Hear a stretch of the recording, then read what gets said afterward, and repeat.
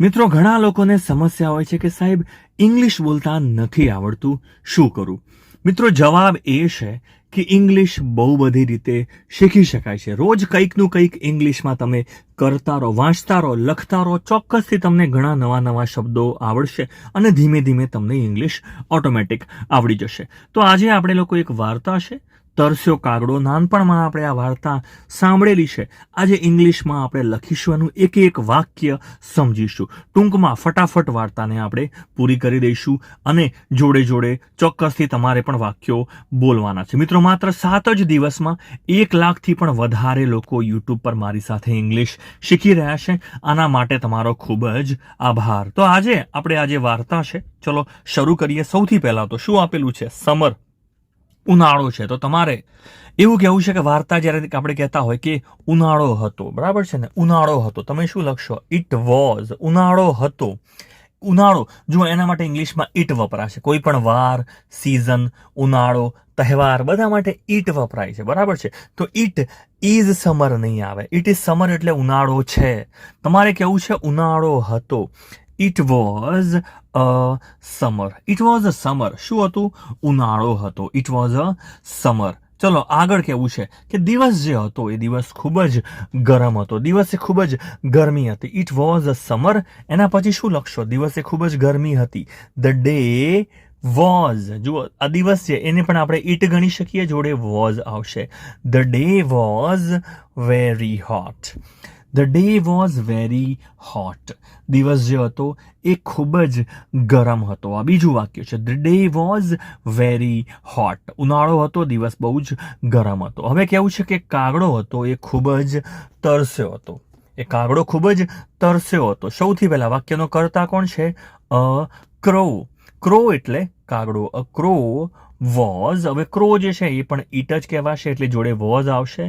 A crow was very. Crow was very. તરસ્યો એટલે શું કહેશો એને તમે કહેશો થર્સ્ટી. આનો ઉચ્ચાર આપણે અહીંયા લખી દઈએ છીએ, ટેન્શન ના લો. આપણે આને કહીશું થર્સ્ટી. થર્સ્ટી એટલે તરસ્યો. A crow was very thirsty. કાગડો ખૂબ જ તરસ્યો હતો. તો પહેલા વાક્યો યાદ છે. ઉનાળો, it was a summer. The day was very hot. A crow was very thirsty. હવે તમારે કેવું છે કે એને પાણી માટે આજુબાજુ તપાસ કરી, આજુબાજુ શોધ્યું. એના માટે ઇંગ્લિશમાં કયું ક્રિયાપદ છે? એ ક્રિયાપદ છે લુક ફોર. લુક ફોર એટલે કોઈ વસ્તુને માટે, કોઈ વસ્તુને શોધવી, એની તપાસમાં હોવું, એને કહેવાય છે લુક ફોર. તો વાક્ય શું આવશે? એ ક્રો જે છે, કાગડો જે છે, એને આપણે હવે હી કહીશું, બરાબર છે? વાક્યમાં, વાર્તામાં એને હી તરીકે આપણે ઓળખીશું કે તે કાગડો છે, બરાબર છે? હી. હવે શું આવશે? હી લુક્ડ ફોર. લુક્ડ ફોર ભૂતકાળ છે એટલે ઈડી લાગે છે. He looked for water. શાના માટે તપાસ કરી? He looked for water. એને પાણી માટે જોયું. ક્યાં જોયું? He looked for water here and there. Here and there આનો અર્થ શું થાય? હિયર એન્ડ ધેર એટલે કે એને આજુબાજુ. હિયર એન્ડ ધેર એટલે આજુબાજુ.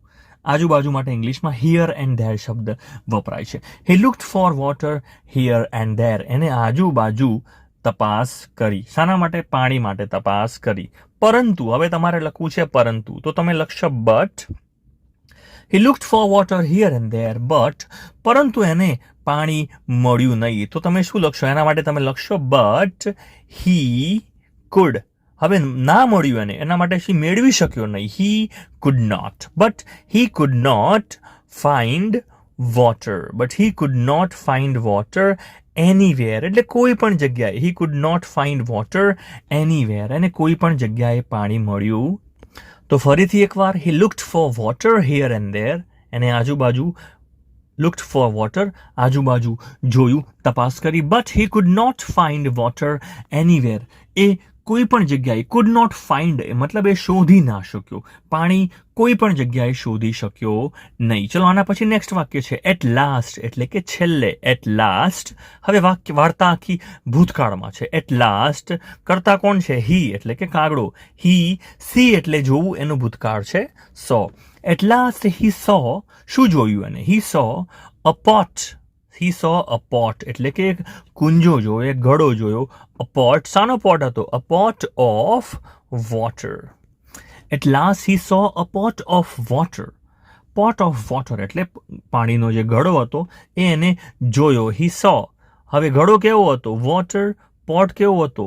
પોટ ઓફ વોટર વિથ, એટલે કે વિથ એટલે એની સાથે, વિથ કે જેની અંદર, with very little water, with very little water inside, with very little water inside એટલે એવો ઘડો જોયો કે જેની અંદર ખૂબ જ ઓછું પાણી હતું. એટ લાસ્ટ એને આવું જોયું. હવે આવું જોઈને એને આઈડિયા આવ્યો એટલે એને આઈડિયા વિચારો, પ્લાન એક વિચાર્યો. એના માટે ઇંગ્લિશમાં શબ્દ છે think of plan. Think of a plan, think of a plan એટલે કે એને પ્લાનનો વિચાર કર્યો. પણ જુઓ, વાર્તા આખી ભૂતકાળમાં છે તો શું આવશે? સૌથી પહેલા હી આવશે. થિંકનું ભૂતકાળ છે thought, THOUGHT. He thought of a plan. He thought of a plan, એને એક પ્લાન એટલે કે એને એક આઈડિયા આવ્યો, બરાબર છે? He thought of a plan. એને શું કર્યું? હવે એને ભેગું શું કર્યું? જુઓ, હી કલેક્ટેડ. કલેક્ટ કરવું એટલે ભેગું કરવું. હી કલેક્ટેડ સ્ટોન્સ. હી કલેક્ટેડ સ્ટોન્સ. જુઓ વાક્ય જુઓ. હી કલેક્ટેડ સ્ટોન્સ. એને નાના નાના પથ્થર જે છે, સ્ટોન્સ, એ ભેગા કર્યા. From nearby. From nearby એટલે કે આજુબાજુથી. From nearby. He collected the stones from nearby. And, અને શું કર્યું? એન્ડ, અને એને શું કર્યું હશે? કુંજામાં નાખ્યા હશે, રાઈટ? એટલે એના માટે શબ્દ છે ડ્રોપ. ડ્રોપનું ભૂતકાળ છે dropped. And dropped them into the pot. Dropped them into the pot. અને પોટ એટલે કે કુંજાની અંદર એ કાંકરા જે ભેગા કર્યા એ નાખ્યા. વન બાય વન એટલે કે એક પછી એક. તો આખું એક જ વાક્ય છે જે આપ જોઈ શકો છો અહીંયા. He collected stones from nearby and dropped them into the pot one by one. આ રીતે બરાબર છે. હવે શું થશે? The water came up. The water came up. કમનું ભૂતકાળ છે કેમ. પાણી જે છે અપ એટલે કે ઉપર આવ્યું. The water came up. જે ઘડો હતો એમાં પાણી ઉપર આવ્યું. હવે શું કરશે કાગડો? ધ ક્રો એટલે કે કાગડો જે છે એ શું કરે છે? The crow drank. ડ્રિંકનું ભૂતકાળ છે drank. The crow drank the water. The crow drank the water. કાગડાએ પાણી પીધું. ડ્રેન્ક. એન્ડ, અને ફ્લ્યુ અવે. ફ્લ્યુ, ફ્લાય એટલે ઉડવું, એનું ભૂતકાળ છે ફ્લ્યુ. ફ્લ્યુ અવે હેપીલી. ને એકદમ ખુશીપૂર્વક જે કાગડો જે છે એ ઉડી ગયો. તો ફરીથી એકવાર આખી વાર્તાઓ તમારે મારી જોડે વાંચવાની છે અને એનો અર્થ પણ મગજમાં ધીરે ધીરે બનવો જોઈએ. તો આપ જોઈ શકો છો, સૌથી પહેલા શું બોલવાનું છે? It was a summer. It was a summer. ઉનાળો હતો. The day was very hot. દિવસ જે હતો એકદમ ગરમ હતો, બરાબર છે? A crow was very thirsty. Crow was very thirsty. કાગડો ખૂબ જ તરસ્યો હતો. He looked for water here and there but he could not find water anywhere. કોઈ પણ જગ્યાએ એને પાણી ના મળ્યું. એને આજુબાજુ તપાસ કરી.